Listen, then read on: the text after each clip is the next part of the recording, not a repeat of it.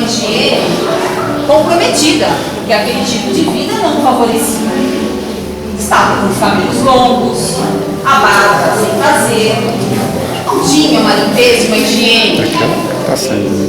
Não aguentou, olhou aquele exemplo, deu meia volta, pegou esse ser que estava lá na rua e levou até o barbeiro e disse: sabe de uma coisa? Eu não acredito em barbeiros. Como? O barbeiro ficou atônito, olhou para o freguês, olhava para aquele morador de rua e esperava uma explicação. O freguês disse: veja bem, se existem barbeiros, não deveriam ter pessoas com cabelo maltratado, barbas compridas, pessoas como esta que eu estou trazendo para o senhor. Ora, disse o barbeiro todo brincado, existem tais pessoas porque elas não vêm até mim. E aí o freguês disse: agora você me respondeu, porque existe tanta tristeza em torno de nós. Nós também não vamos até Deus. Deixamos lá escondido. Escondido por quê? Porque estamos em vista só dos nossos sentimentos, das nossas mágoas, das nossas tristezas, das nossas dificuldades. 22, 23, 24 e 25.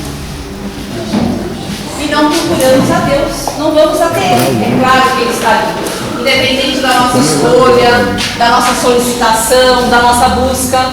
Mas enquanto eu não enxergar que Ele está ao meu lado, e não também solicitar e humildemente me apegar a Ele e as suas missões, as suas lições de vida, Ele estará ao nosso lado, porque Ele não nos abandona jamais. Nós vamos deixar de usufruir, de aproveitar todas as bênçãos que estão ali ao meu alcance.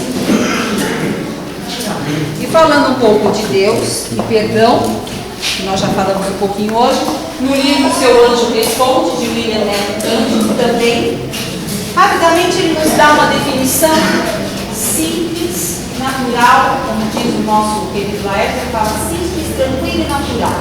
São mensagens que chegam rapidamente até nós, sem muita filosofia, sem muita reflexão, mas verdades rápidas e objetivas. Deus.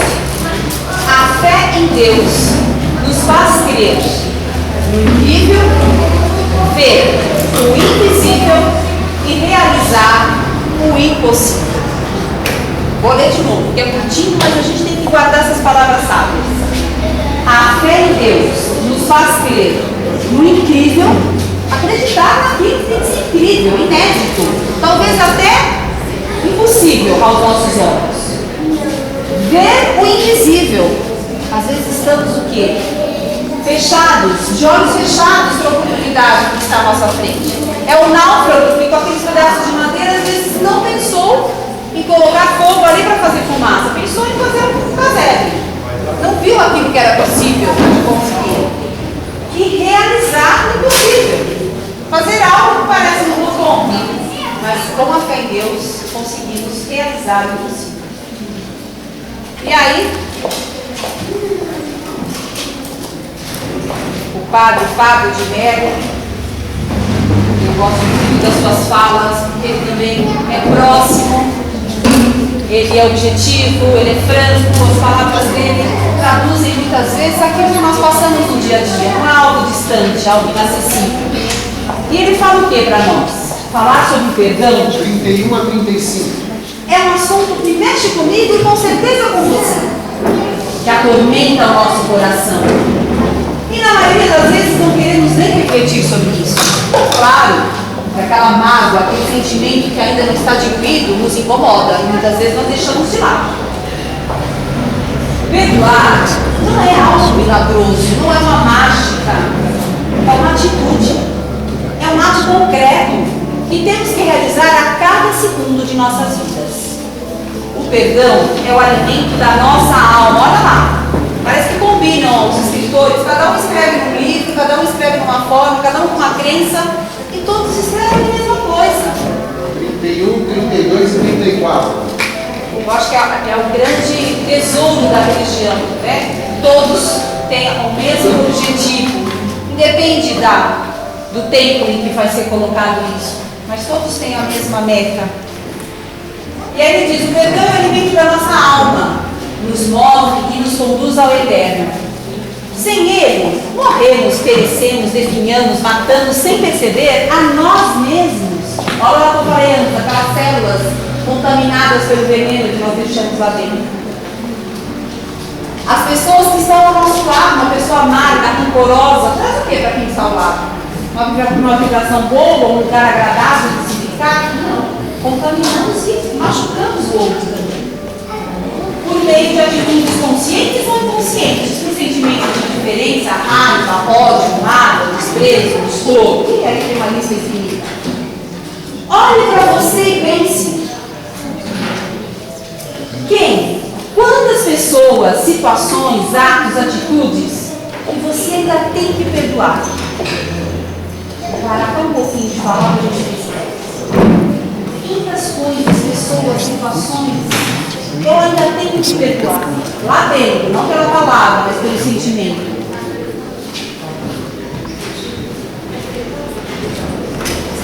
Vocês não vêm agora.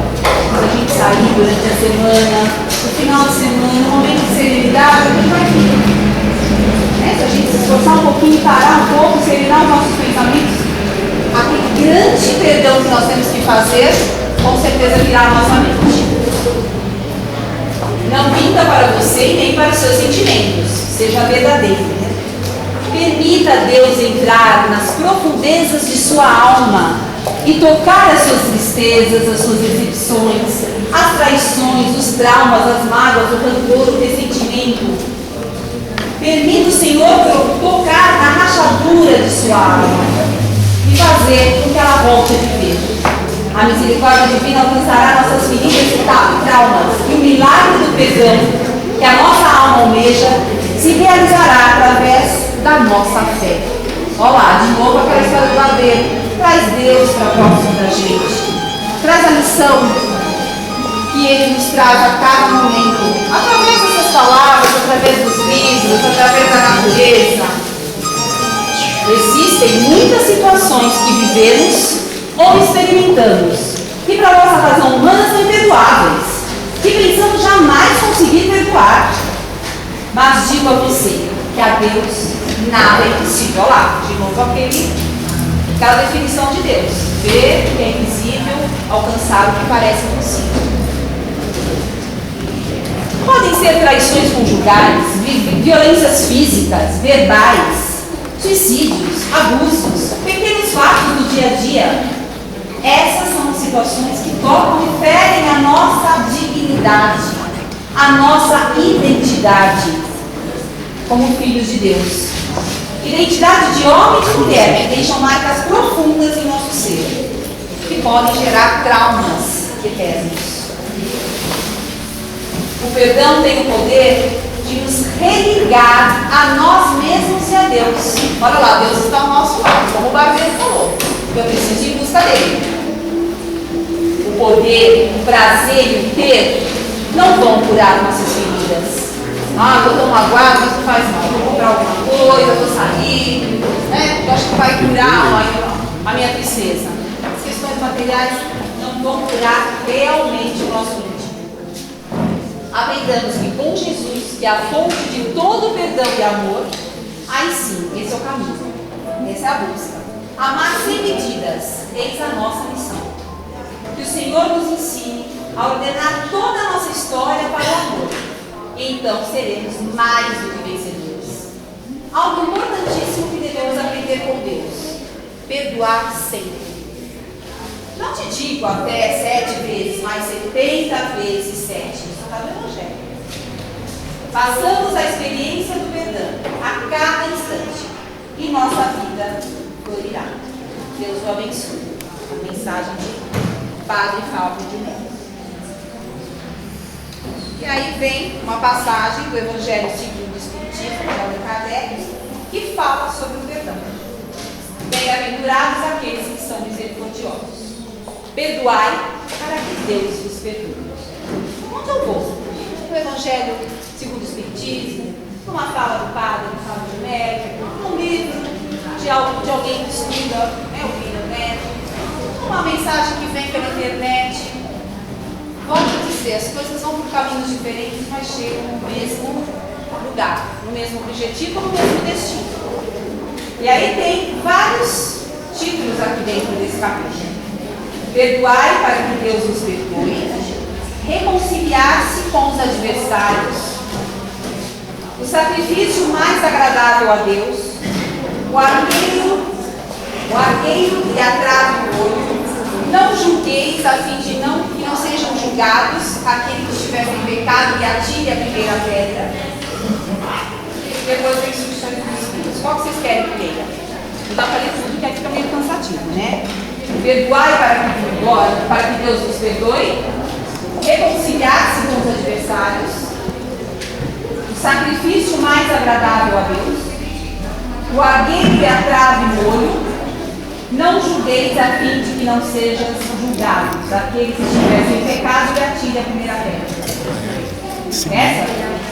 Botar cimento no pé dela. Quem quer? Vamos lá, é democracia aqui. Quem quer reconciliar-se com seus adversários, levanta a mão. Quem quer não julgueis a fim de não serem julgados e atire a primeira pedra. Está lindo esse, gente. No próximo a gente deu outro, tá bom? Mas olha, está aqui, ó, o Evangelho segundo o Espiritismo, tá bom? Dá pra, se não der para comprar, de repente pedir para alguém, se vocês quiserem, eu posso até me comprometer a xerocar e trago alguns exemplares, só esse capítulo, e a gente, de alguma forma a gente consegue ler e levar para casa, tá? Querem que eu xeroque esse capítulo? Aí no próximo eu deixo aqui na mesa que vocês podem pegar, tá bom? Quem não tiver o Evangelho. Não julgueis a fim de que não sejais julgados, e vós sereis julgados segundo houver julgado os outros. Para traduzir, você vai julgar o outro, vai ser julgado também. Vai criticar o outro, as pessoas vão também te criticar. É ação e reação. Faz o outro, você também. E servirá para convosco da mesma medida da qual vos servistes para com eles. São Mateus. Aquele que estiver sem pecar, tem uma explicação aqui que fala, os escribas, os fariseus. Depois eu deixo vocês lerem, tá? Porque aí tem que ler, refletir, porque é mais complicado, tá bom? Vamos ler que vai chegar rápido na mesa de todos nós para a semana ficar aquilo latente. Aquele que estiver sem pecado, e atire a primeira pedra, disse Jesus. Essa máxima nos faz dar indulgência como um dever, porque não há ninguém dela não tenha necessidade para si mesmo. Alguém pode descartar isso aqui? Posso jogar pedras, eu estou tranquilo. Estou imune a críticas, a pecados, a questões que possam olhar para mim. Acho difícil, nesse momento que estamos, né, nesse planeta Terra, como humanos, acho difícil. A não ser que nós, alguns de nós aqui, com uma missão maravilhosa, nós temos, Matheus estava ali ajudando a tantos, né? O Chico Xavier, que veio também com missões maravilhosas, Irmã Dulce, tantos outros, tantas outras pessoas, espíritos iluminados, elevados, que vieram com uma missão. Mas, não sei, eu me coloco muito distante ainda dessa evolução. Ela nos ensina que não devemos julgar os outros mais severamente do que julgaríamos a nós mesmos. É uma tendência desde criança. São inocentes, são espontâneos, mas não são cruéis, como nós. Para falar do outro, para julgar, para enxergar o defeito do outro, nós temos uma percepção clara e cristalina. Mas quando põe o espelho na nossa frente, muitas vezes essa clareza não é a mesma. Antes de censurar uma falta de alguém, vejamos se a mesma reprovação não pode recair sobre nós. Fatalmente acontece. A censura lançada sobre a conduta de outrem pode ter dois motivos. Quando a gente censura o outro, não dá chance, é cruel até no julgamento, pode ser por dois motivos. Reprimir o mal ou desacreditar a pessoa, cujos atos se criticam. É perder toda esperança que ela possa melhorar, que foi um ato falho, que foi um deslize. Eu já crucifico, pronto, acabou, não tem uma chance. Mas comigo não, né, gente? Comigo dá uma chance. foi sem querer, porque tanta amargura, tanto ódio no coração. Ser benevolente, mas eu como outro já preciso colocar a lei ali firme e forte. Esse último motivo não tem jamais desculpa, porque é de maledicência e de maldade, aquela situação de crucificar o outro. O primeiro pode ser até louvável, quando eu quero reprimir o mal, quando eu quero extinguir esse sentimento aí de não fazer o bem ao outro. E torna a si mesmo um dever em certos casos. Então, às vezes a gente tem mesmo que combater o mal, que se rebelar, que se indignar, porque muitas vezes a gente também fica muito passivo frente a uma ação de injustiça, sobre um ato cruel com uma senhora, com uma criança, com um ser humano, com a natureza. Muitas vezes a gente passa, deixa de lado, não vou entrar nessa confusão, não é comigo. Também não é uma atitude cristã, né? Agora depende de como a gente vai querer extinguir esse mal. Em certos casos, uma vez que disso deve resultar no bem. Sem isso, o mal não seria jamais reprimido na sociedade. O homem, aliás, não deve ajudar o progresso de seu semelhante, claro. Linda, está por esse caminho. Olha, quer uma ajuda? Quer uma palavra diferente? Mas não, já julgar, penalizar, crucificar e abandonar. Não seria preciso, pois, tomar o sentido absoluto deste princípio. Não julgueis, se não quiserdes ser julgados. Porque a letra mata e o espírito vivifica. Né? A letra quer dizer a palavra. De novo, aquele nosso compromisso. Às vezes eu posso, com uma palavra, jogar um veneno nocivo no outro. Em mim, com certeza, eu que produzi um veneno. Aqui, se eu produzir, tem mais quantidade de veneno do que aquele que eu joguei. É o resto da panela que está grudado ali, né? Igual a gente tira tudo. A gente põe no prato, mas está grudadinho na panela. O veneno primeiro faz mal para mim. Mas com certeza afeta o outro também. Até tem uma outra historinha que um dia eu trago para vocês que fala exatamente isso. Eu posso dizer qualquer coisa para qualquer pessoa. Mas depende da forma como eu falo. É como se eu jogasse água quente na planta. A água é maravilhosa, mas a água fervente mata. Né? Põe na temperatura certa, na quantidade certa naquele momento que eu estou ajudando. Se eu encharcar fogo com água fervendo, mata, não tem chance de revigorar.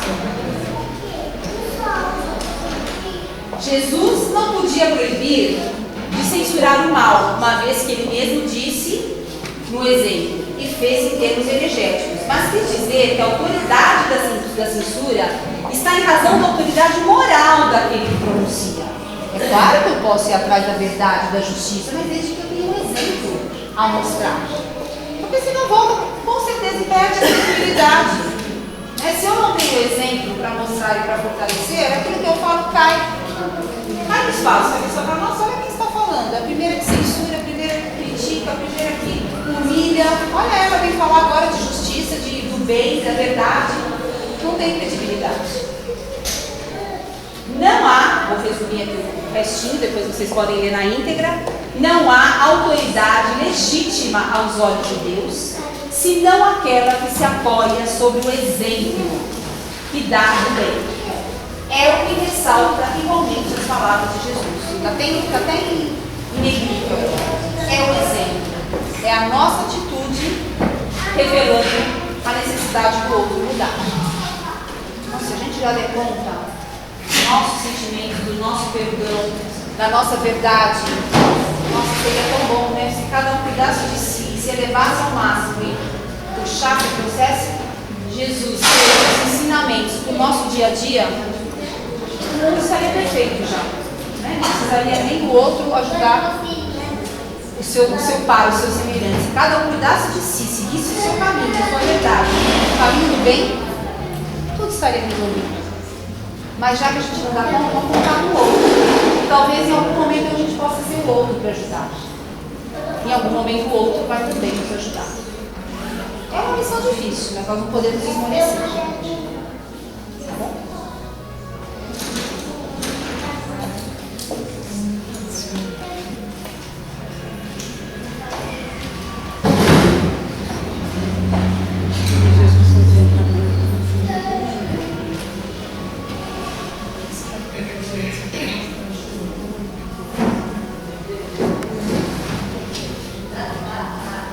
Tudo